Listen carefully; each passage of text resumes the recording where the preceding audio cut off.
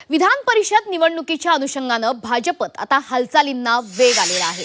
महाराष्ट्र भाजपच्या कोर कमिटीची आज रात्री 10 वाजता वर्षा बंगल्यावर बैठक होणार आहे। मुख्यमंत्री देवेंद्र फडणवीस, प्रदेशाध्यक्ष रवींद्र चव्हाणांसह इतर नेते सुद्धा या बैठकीत उपस्थित असतील।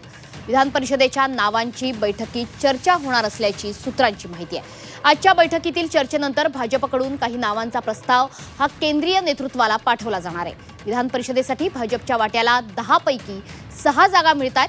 विधान परिषदेच्या पोटनिवडणुकीसाठी प्रज्ञा सातव यांच्या नावावर जवळपास शिक्कामोर्तब झाल्याचं सूत्रांकडून सांगितलं जात आहे।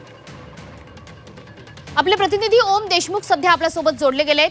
ओम, कशी रणनीती आखली जाते भाजपकडून विधान परिषदेकरता? मनश्री, जसं तुम्ही आता सांगितलं की भाजपकडनं काही नावांवरती शिक्कामोर्तब होण्याची शक्यता आहे। याच अनुषंगानं विधान परिषदेच्या निवडणुकीसाठी कुठली नावं निश्चित केली जावीत यासाठीही आज वर्षा बंगल्यावर मुख्यमंत्र्यांच्या उपस्थितीमध्ये भाजप कोर कमिटीची बैठक बोलवण्यात आली आहे। साधक-बाधकपणे जर आपण बघितलं तर 10 पैकी 6 जागा भाजपच्या वाट्याला येतात। प्रज्ञा सातव यांचं नाव पोटनिवडणुकीसाठी जवळपास निश्चित आहे।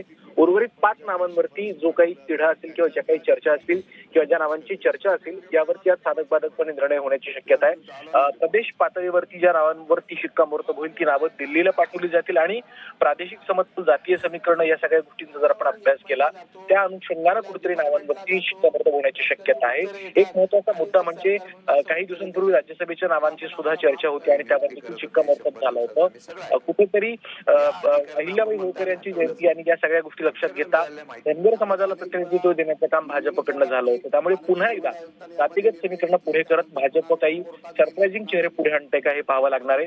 माधवी नाईक, राजेश पांडे, रणजितसिंह निंबाळकर यासह अनेक महत्त्वाच्या नावांची चर्चा या निमित्तानं होताना पाहायला मिळते। त्यामुळे भाजपकडनं नेमकं कोणावरती या सगळ्या विधान परिषद निवडणुकीच्या संदर्भात नावांची घोषणा होते आणि कोणाला विधान परिषदेवर पाठवलं जाते हे देखील पाहणं महत्त्वाचं ठरतंय। धन्यवाद ओम, दिलेल्या या सविस्तर माहितीबद्दल। महाराष्ट्र विधानसभेने संमत केलेले